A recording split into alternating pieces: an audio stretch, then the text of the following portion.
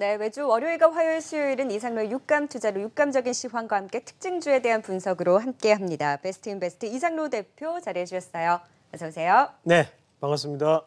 네, 바로 육감적인 시황 이슈부터 확인해 보도록 하겠습니다. 자, 오늘의 시황 이슈입니다.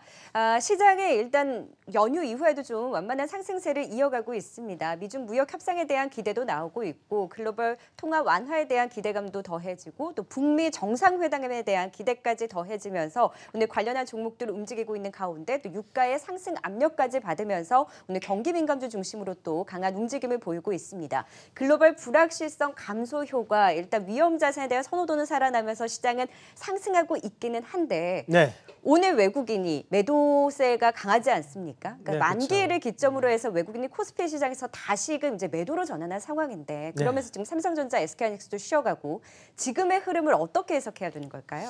자, 일단 우리가 같이 차트를 보면서 설명을 좀 드리도록 하겠습니다. 자, 우선 오늘까지 지금 현재 오늘 시장에서 외국인들이 상당한 매도 물량이 지금 오늘 한 2천억 가까이 지금 현재 매도 물량이 나오고 있는데 여기까지는 저의 예상이 기가 막히게 적중을 했습니다. 외국인들이 분명히 매도를 할 것이다. 포지션이 분명히 변경될 것이다. 말씀을 드렸었는데요. 문제는 이제 지수죠. 지수는 외국인들이 이만큼 팔매도 불구하고 양시장이 그래도 견고한 흐름을 지금 이어가고 있다는 부분인데 자, 결국에는 지금 외국인들의 매도세가 나타나고 있고 이 매도세 자체는 우리가 여러 가지 의미로 좀 해석할 필요가 있습니다. 네. 그러면 결국에는 시장 자체가 많이 올랐었기 때문에 그에 따른 차익 매물이라고 일정 부분 우리가 확인할 필요가 있겠고 그럼 그 매도세 자체에서 잡히는 것이 바로 대형주에 대한 매도세거든요. 그 말은 정기전 접종에 대해서 상대적으로 상당 부분 지수에 대해서 집중화가 돼 있었다면 지금은 수급적인 완화를 통해 가지고 다른 여타의 개별주로 조금 넘어가는 그런 시장의 분위기다. 그렇게 좀 보시는 게 맞겠고요. 우리가 추석 연휴를 이제 교통체증으로 상당히 필요하게 보내는 동안에 트럼프 대통령은 우리에게 선물을 한 가지 또 던져줬습니다. 바로 미중 무역 협상을 잠재적으로 휴전할 수 있다라는 부분, 그리고 미국에 대한 경기 부양 정책을 계속적으로 추진해 나가겠다라는 뜻을 다시 한 번 더 내비쳤는데요. 말 그대로 글로벌적인 불확실성 자체가 조금씩 사라지는 그런 입장이다 보니까 지금은 불안전할 때는 어때요? 우리가 안정된 주식을 찾게 되거든요. 그런 의미에서 정기전 접종에 상당한 수급적인 집중화가 나타났었다면 오히려 지금은 시장이 조금 더 좋아지려고 한다. 이런 분위기가 나타나고 있기 때문에 이 외국인들이 전기전자뿐만이 아니라 그러면 지금 빠져있는 종목군도 우리가 한 번씩 다 봐줘야지, 저가 매수를 한 번씩 유입시켜줘야지, 이런 투자 심리가 좀 더 강하게 형성되고 있다. 그래서 전반적인 시장 자체가 개별주 장세가 좀 더 연출될 확률이 대단히 높아졌다. 그렇게 정리를 할 수 있겠습니다. 그러면 위험 자산에 대한 선호 심리는 계속 살아나 있는 상황이고 원달러 환율도 지금 안정된 흐름이긴 한데 외국인이 만기를 기점으로 한 매도 전환 이 부분에 있어서는 삼성전자, SK하이닉스에 대한 그러면 차익 실현으로 봐야 되는 겁니까?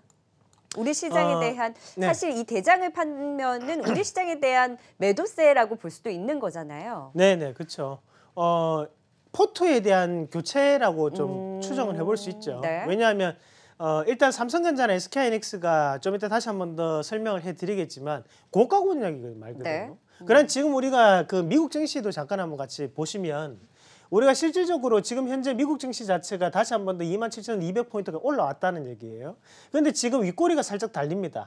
그러면 결국 앞에서 이루어졌던 일종의 저항 구간 자체에 다시 한 번 더 터치를 하게 되었기 때문에 그에 따른 차익 매물을 봐야 되거든요. 그런데 우리가 이런 미국 증시 보고 미국 증시가 지금부터 안 좋아질 것이다. 그렇게 평가를 못하는 것처럼 마찬가지로 삼성전자라든지 SK하이닉스가 그동안 많이 올랐기 때문에 이런 조정폭이 좀 드러나는 부분이지 그것을 우리가 과하게 외국인들이 빠져나가는 시그널이다. 이렇게 받아들이기 조금 어렵습니다.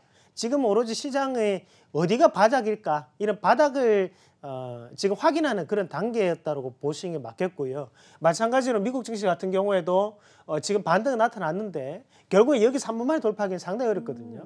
그러면 지금 17일, 18일 FOMC 회의라든지 아니면 미중 무역 협상이 어떤 식으로 진행될지 여부를 상당히 관심 있게 지켜볼 것이다. 그러면 고가 권역에서 조금 횡보를 하면서 심리를 좀 더 지켜보는 추이가 나타나는 게 높지 않겠나라는 시황까지 말씀드리겠습니다. 네. 어느 정도 기대감으로 뉴욕 증시도 사상 최고가 부근까지 올라온 상황에서 지금 저항 부근에서 주춤한 양상을 보이고 있고 우리 시장도 열심히 좀 이런 완화적인 분위기 속에 삼성전자, SK하이닉스 중심으로 올라섰는데 일단 올라선 데 따른 외국인의 좀 물량과 함께 좀 주춤한 양상을 보이고 있습니다. 뚫고 올라가는지 여부에 대해서는 확실히 이제 확인하려는 심리가 나오고 있다라는 부분에 대해서도 네. 지난 시간에 짚어주셨는데 그렇기 때문에 이제 어느 정도 올라온 종목에서는 차익 실현, 개별주 양상의 움직임이 계속 진행되고 있다라고 한다면 결국에는 항상 종목 얘기를 할 수밖에 없는 거잖아요. 네, 일단 제가 한마디 말씀드리면 오늘 미국 증시 신고가 못 간다. 먼저 말씀드리겠습니다. 네. 가면 안 되고요. 알겠습니다. 네, 혹시나- 아무래도 또 FOMC에 대한 경계감도 있기 때문에 그쵸. 이러한 지켜보는 심리와 함께 뉴욕 증시가 다소 이제 저항 부근에서는 주춤할 수 있기는 한데 종목들 안에서는 활발하게 움직이고 있습니다. 오늘의 특징주 또 하나하나 살펴보도록 하죠. 삼성전자, SK하이닉스 오늘 저 SK하이닉스가 3%까지 낙폭 키우고 있는데 브로드컴이 또 연간 실적 가이던스가 시장 기대치에 미치지 못하지 않았습니까? 그에 대한 네. 여파까지 외국인의 차익 실현 물량까지 더해지면서 주춤한 삼성전자, SK하이닉스 앞으로 흐름을 더 짚어보고요. 두 번째는 정유화학주, 국제 유가 지금 상승 압력과 함께 사우디아라비아 이런 관련한 이제 시설에 대한 피폭 소식으로 오늘 관련한 종목들이 좀 빠르게 움직이고 있기는 한데 안에서도 좀 변동성을 다소 보이고 있습니다. 앞으로에 대한 전략 그리고 마지막으로 오늘 또 대북주들 강하죠. 북미 정상회담에 대한 기대감이 다시금 커지고 있는 남북경협주 지난 시간에도 짚어봤는데 네. 각각의 종목들 좀 더 개별적으로 살펴보도록 하겠습니다. 자, 삼성전자, SK하이닉스는 신고가를 경신한 이후에 딱 외국인이 많이 올라왔다 하면서 차익 그렇죠. 실현을 하고 있어요. 그럼 단순히 지금 쉬어가는 흐름으로 봐야 되는 걸까요? 자, 일단 우리가 뭐 이런 결과가 나오기 때문에 우리가 이 방송을 보는 겁니다. 육감 네. 티저 시간에 우리가 삼성전자, SK하이닉스에 대해서 말씀드렸던 그대로 지금 현재 외국인들이 포지션을 취하고 있고 실질적으로 우리가 한번 같이 보셔야 되는 것이 일단 삼성전자부터 한번 같이 보도록 하겠습니다.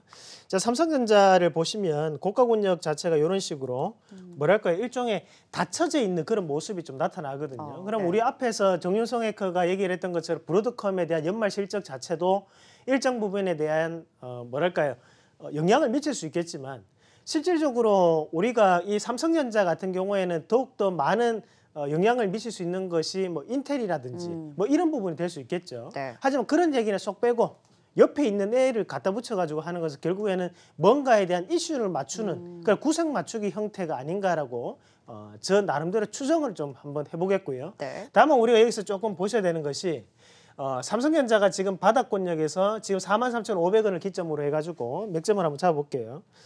그럼 요 자리를 지금 중심으로 해가지고 주가를 단기간에 지금 현재 48,000원대까지 올렸었는데 여기서 우리가 봐야 되는 것이 바닥에서부터 올라올 때 누군가가 샀느냐, 누가 샀느냐가 상당히 중요합니다. 네. 그러니까 결국에는 밑에 수급을 보시면 아시겠지만 지금 대부분의 지금 외국인 여기 기관은 뭐 사더라도 큰 의미를 둘 필요는 없고요.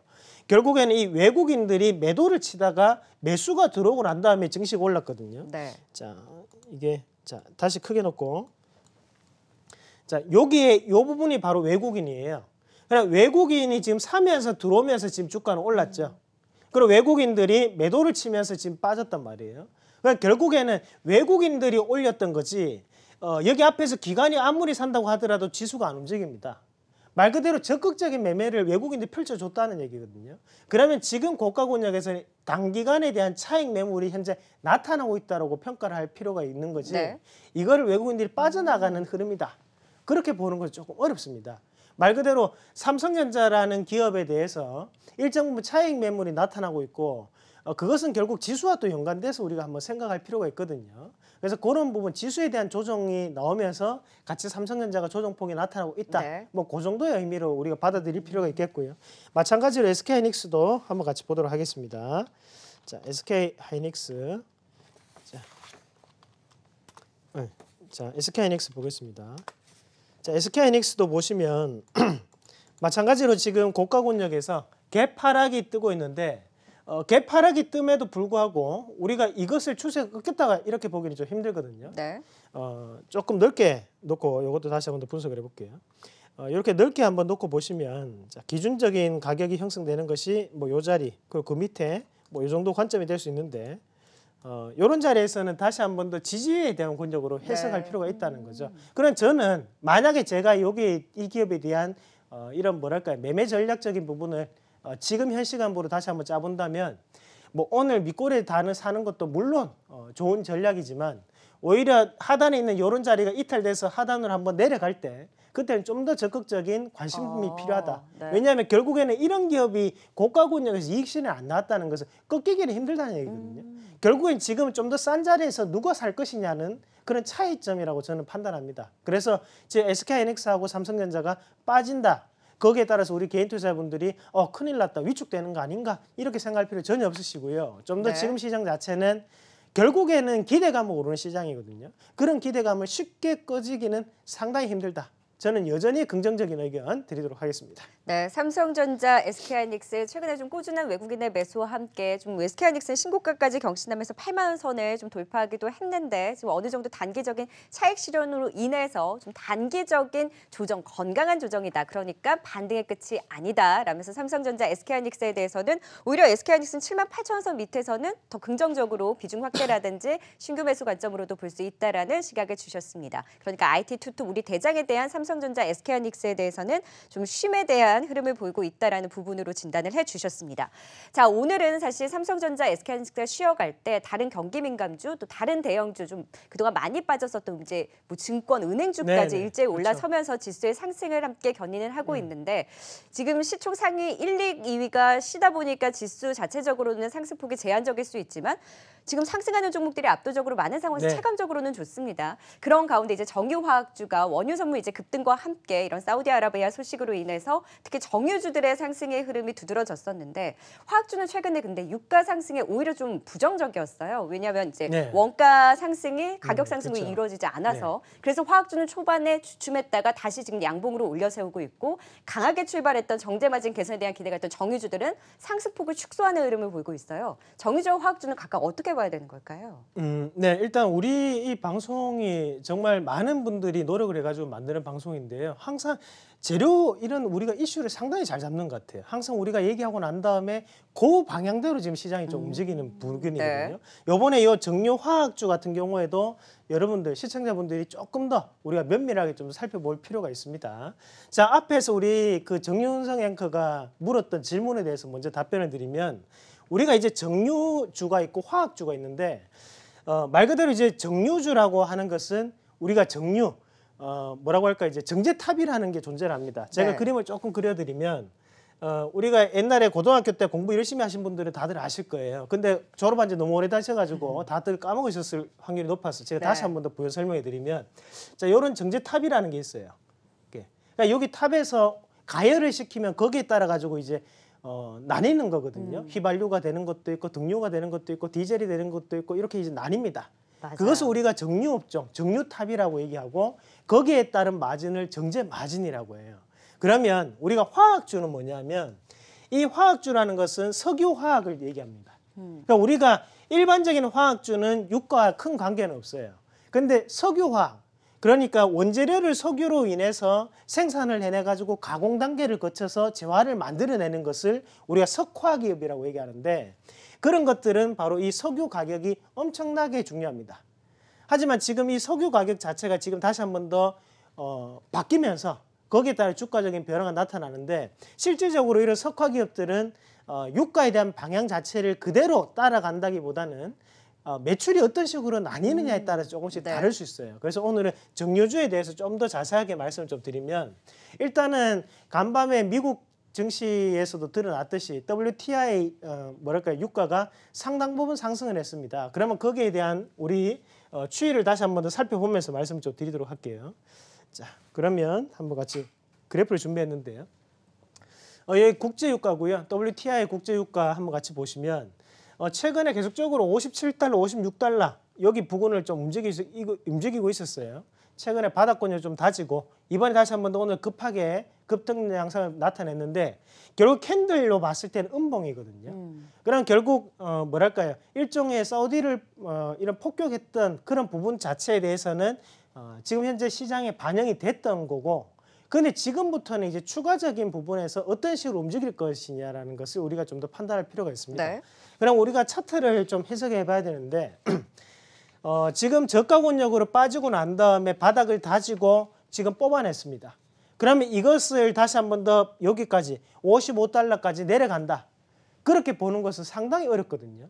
왜냐하면 일단은 뭔가에 대한 방아쇠, 트리거가 이루어졌기 때문에 거기에 대한 연속적인 부분 자체를 좀 더 판단할 필요가 있다는 거죠. 그러면 이런 유가적인 부분에서도 바닥을 일정 부분 다지고 언론에서 나오는 100달러까지는 아니겠지만 추세적인 부분에서 상승 국면에 진입했다라고는 볼 수 있다. 그래서 앞으로 정유주에 대한 가격적인 변화가 상당 부분 나타날 수 있다라는 부분을 말씀을 드리겠고요. 정유주는 좀 더 힘을 낼 수 있겠네요. 네, 충분히 낼 수 있습니다. 대신 우리가 정유주를 볼 때도 조금 구분해서 보셔야 되는 것이 네. 자, 요거는 이제 S-오일에 대한 매출 비중입니다. 그럼 우리가 흔히 이런 정유 가격, 그러니까 국제 유가가 올라갔을 때 이익을 볼 수 있는 것이 바로 정제 마진이라고 하는데요. 네. 그 정제 마진을 조금 정리를 해드리면 우리가 1분기, 2분기, 3분기, 4분기가 있어요. 그러면 우리가 이 2분기에 수입된 유가, 그러니까 기름을 이 3분기에 소비를 합니다. 한마디 3분기에 들어온 기름은 4분기에 소비를 하고 4분기에 들어온 거는 1분기에 소비를 해요. 이것이 결국에는 앞에서 우리가 2분기에 국제유가가 얼마였는데 지금 3분기는 이제 얼마가 됐다. 그럼 만약에 상승했다면 정제 마진이 상승할 확률이 대단히 높아지는 거고 반대로 3분기에는 60달러였는데 4분기에는 20달러 낮아졌다 하면 정제 마진이 상당 부분 감소를 하겠죠. 그것이 바로 실적으로 다 연관되는 부분인데요. 앞에서 지금 S-오일에 대한 매출 비중을 한번 살펴보시면 앞에서 보시면 이제 정유 부분으로 한마디로 정제 마진으로 인해서 매출에 대한 영향을 미칠 수 있는 것이 여기에 퍼센테이지로 보시 77%입니다. 그리고 밑에 윤활유, 윤활유라고 하면 우리가 애초기에도 파란 기름 넣는 거, 뭐 오토바이에도 윤활유 넣는 거 아시죠? 그런 윤활유에 대한 비중이 16%예요. 그러니까 이것을 합쳐가지고 이제 100%가 되는 거거든요. 그러면 지금 S-오일 같은 경우에 정제 마진에 대해서 영향을 받는 것이 77%이기 때문에 국제 유가에 대한 변화가 상당 부분 나타날 수 있다는 거겠죠. 네. 그러면 SK이노베이션이라든지 GS는 그거는 여러분들이 한번 공부를 해보시고 다음에 네. 제가 공개 방송에 그런 부분으로 추가적으로 설명을 해드리도록 하겠고 네. 대신 S-오일에 대한 주가 추이 한번 같이 보도록 하겠습니다. 네. 자, 한번 같이 보도록 할게요. 정유주 안에서는 네. S-오일을 일단 가장 긍정적으로 아무래도 더 민감하게 반응을 할 수 있다라고 짚어주셨네요. 네, 추가적으로 또 설명을 해드리겠습니다. 요거 한번 같이 보시면 일단 지금 S-오일 같은 경우에도 앞서서 지금 유가 자체가 네. 지금 10월 달에 상당 부분 고가 권역을 다지고 난 다음에 지금 주가가 이제 빠졌거든요. 그리고 지금 바닥에서 다시 한번 넘어오는 흐름인데 이것이 지금 국제 유가가 올라감에도 불구하고 다시 한번 더 빠진다. 그렇게 보는 것은 어렵습니다. 주가라는 것은 연속적인 상승을 붙이는 거기 때문에 결국에는 오히려 자리 잡아본다면 이런 자리. 하단에서 올렸던 98,000원 이런 자리가 다시 한번 지지점으로 활용될 수 있겠고요. 네. 여기를 다지고 난 다음에 추세적으로 N자형 파동을 이루면서 올라갈 확률이 높다. 그래서 정유주에 대해서는 여전히 긍정적인 측면으로 살펴보자는 말씀 드리도록 하겠습니다. 네. 근데 오늘 같은 경우에는 이런 이슈로 인해서 테마격으로 좀 강하게 움직이는 종목군들이 있죠. 이제 에너지 관련주, 뭐 중앙에너비스, 에코바이오 지금 상한가, 흥구석유 상한가. 지금 또 어떤 종목 급등하나요? 지금 이런 관련한 종목들 한국석유도 지금 상한가, 일제 상한가는 이런 종목들은 어떻게 보세요? 결국에는 이제 유가가 높아지기 때문에 녹색 성장에 대해서 다시 한 번 더 얘기가 나올 수 있는 그러니까 대체 에너지에 대한 얘기가 나올 수 있다는 거거든요. 그러나 지금 국제 유가가 올라갈수록 우리가 오늘 시장에서 그냥 무작정 대체 에너지 뭐 바이오 에너지 뭐 이런 것들을 보는 것보다는 네. 오히려 조금은 콕 집어서 우리가 좀 생각할 필요가 있습니다. 그러면 지금 현재 정부가 정책적으로 추진하고 있는 것이 바로 녹색 성장에 대한 육성, 바로 자동차 업종이라는 부분인데 그러면 오히려 전기차라든지 아니면 이런 수소 에너지에 대해서 그렇죠. 그런 부분에 대한 주가적인 변화가 좀 더 뚜렷하게 나타날 수 있다.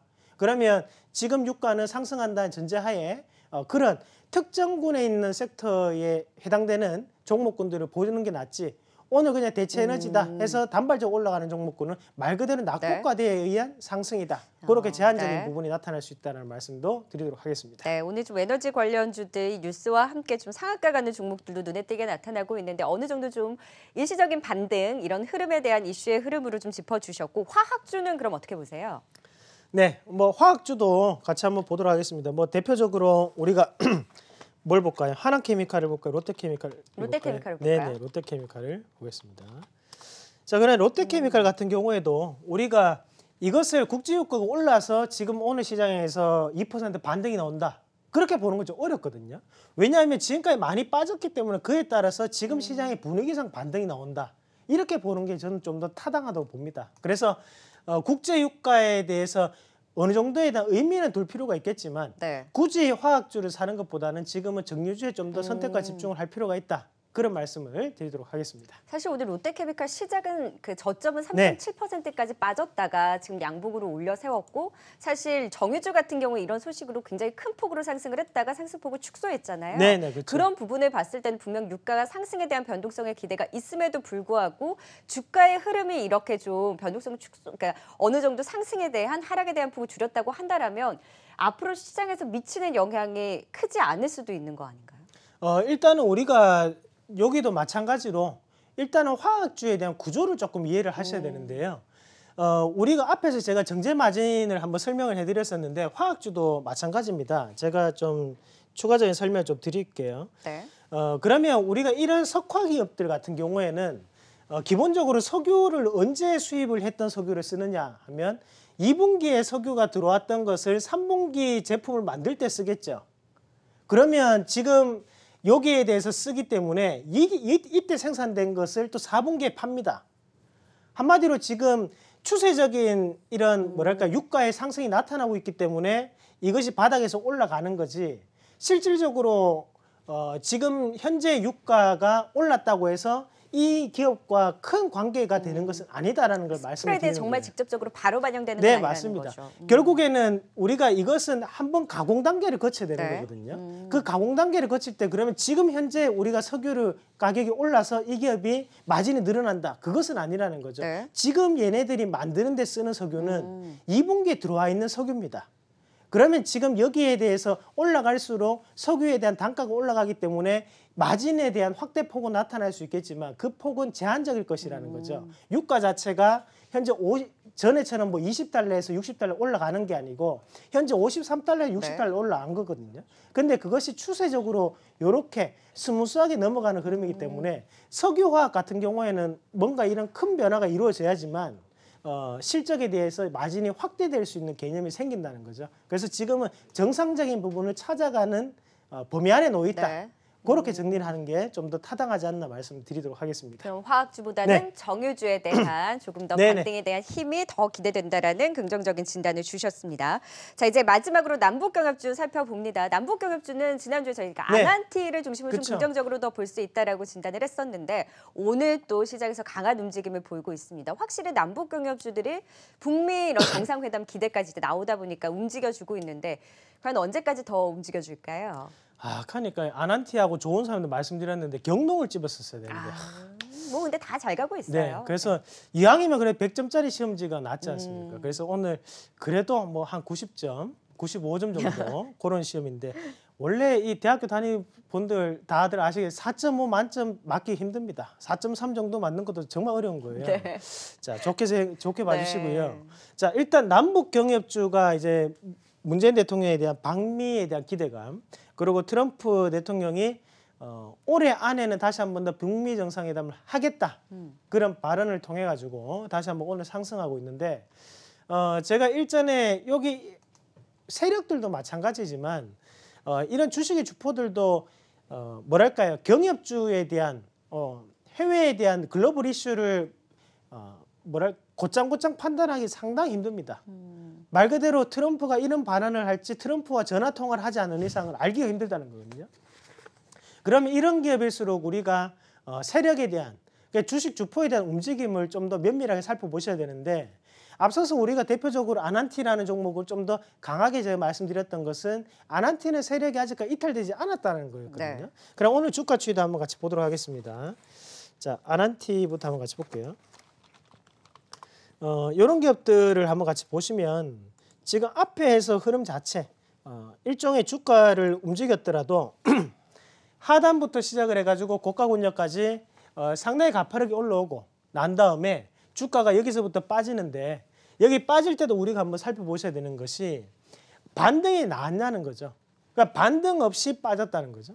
그러나 지금 이 고가 권역에서 일봉상에서 여기 고가 28,650원부터 시작을 해가지고 주가가 여기 요 자리까지 빠지는데 실질적으로 요 자리가 얼마냐면 요게 이제 한 13,000원 정도 됩니다.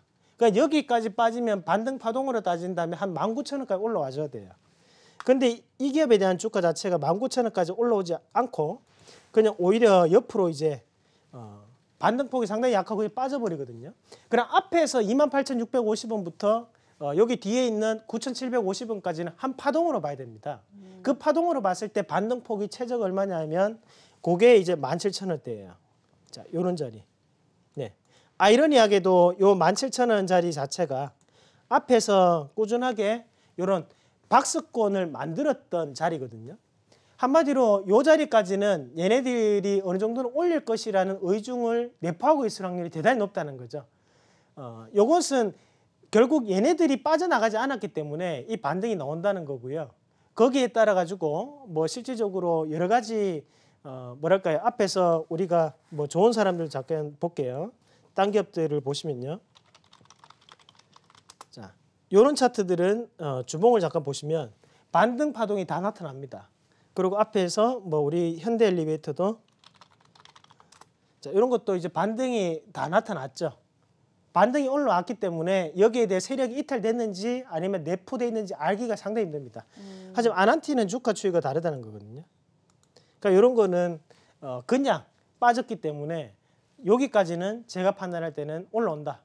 그렇게 말씀을 드리고 앞으로도 경협주에 대해서는 상당한 이슈거리가 생길 수 있습니다. 근데 네. 우리 개인 투자자분들 여기서 조금 주의를 하셔야 되는 것은 경협주는 말 그대로 예상이 되지 않는 분야거든요. 그러면 고가 권역에서 오늘같이 이슈가 나타났을 때 드라이브를 강하게 거는 것보다는 뭔가에 대한 악재가 나타나거나 아니면 돌발적인 부분에서의 미끄러짐이 나타났을 때 한마디로 조정이 좀 나타났을 때 그때 밑에서 한 번 더 잡아가시는 전략으로 선택을 하시는 게 훨씬 더 주가 우리가 수익에는 도움이 될 것이다 라는 말씀까지 드리도록 하겠습니다. 네, 남북경협주 지금 긍정적인 일정에 대한 기대와 함께 상승 압력을 받고 있고 앞으로의 흐름에 대해서도 그래도 긍정적인 추가 상승 여력에 대해서 이야기를 해주셨는데 오늘 남북경협주 안에서도 제3자 배정 유증 소식이 전해지면서 대우에일이 네네. 또 급등을 하고 있습니다. 관련해서는 이슈 좀 더 어떻게 봐야 될까요? 자, 일단은 대우에일이 오늘 유증에도 불구하고 지금 오늘 급등 양상을 좀 나타내고 있는데 우리가 이것도 오늘은 좀 설명드릴 부분이 좀 많은데요. 제가 짧게 한번 좀 말씀을 드릴게요. 자, 우리가 기본적으로 유증이라는 것은요. 제3자 유상증자가 있고요. 그리고 우리가 이제 주주 배정 후 배정을 하고 그 다음에 일반 공모로 넘어갑니다. 네. 그리고 그냥 통으로 그냥 일반 공모가 있는데 일반 공모는 말 그대로 내 거를 장에 한번 사볼 사람은 사보세요라는 거고 주주 배정 후 일반 공모는 주주분들에게 먼저 살 수 있는 권리를 드리겠습니다. 이것이 바로 신주 인수권이 되는 거고 거기에 따라 가지고 나머지가 들어오는 것이 일반 공모거든요. 그러면 이 제3자 유상증자는 대표이사라든지 이런 분들이 100% 다 그런 건 아닙니다. 주변에 이렇게 아름아름 이렇게 해서 이 사람이 신청을 하면 거기에 따라 가지고 우리 회사에 대한 주식을 나눠주는 개념이에요. 그게 뭐 대표이사와 이 제3자 유상증자를 받는 사람이 알 수도 있고 모를 수도 있고 뭐 거기에 따라서는 해석이 여러 가지가 나올 수 있지만 우리가 추정은 할 수 있겠죠. 그런 개념이라고 본다면 이 제3자 유상증자를 한다는 것은 나쁘다고 받아들이기 좀 힘들다. 앞에서 우리가 유상증자 대규모의 유상증자를 해서 주가가 빠졌던 것은 이 주주 배정 후 일반 공모라든지 일반 공모를 했을 때는 주가는 빠질 확률이 대단히 높지만 그렇죠. 제3자 유상증자는 다르게 해석해야 됩니다. 어차피 제3자 유상증자가 걸리면 제가 기업 공시를 다 확인한 건 아닌데 보호해수가 최소 1년 이상 걸려요. 그 말은 1년 이상 얘네들도 들고 있어야 되는 거고 이렇게 뭐랄까요 우리가 알기 힘든 사람들이 이 주식을 보유를 했는 것은 오히려 회사에는 좀 더 긍정적으로 해석할 필요가 있겠죠. 네. 네, 그런 부분으로 보는 게 맞지 않나라는 말씀을 드리면서 이 대우에일의 제3 유상증자에 대한 급락은 어렵다. 그렇게 말씀드리겠습니다. 제3자 배정 유상증자 지금 앞에 자막도 네. 사실은 제3자 배정 꼭 붙여 주어야 합니다. 그렇죠. 그래야지 네. 긍정적으로 받아들일 수 있는 이슈이기 때문에 사실 유증에 대해서는 워낙 무섭잖아요. 네. 그런데 이제 제3자 배정 유상증자에 대한 호재와 함께 대우에일은 조금 더 강한 급등 속에 앞으로의 흐름에 대해서도 긍정적으로 진단해 주셨습니다. 남북경협주까지 육감적인 종목 분석 들어봤습니다. 지금까지 도움 말씀 이상로 대표였습니다. 말씀 고맙습니다. 네, 고맙습니다.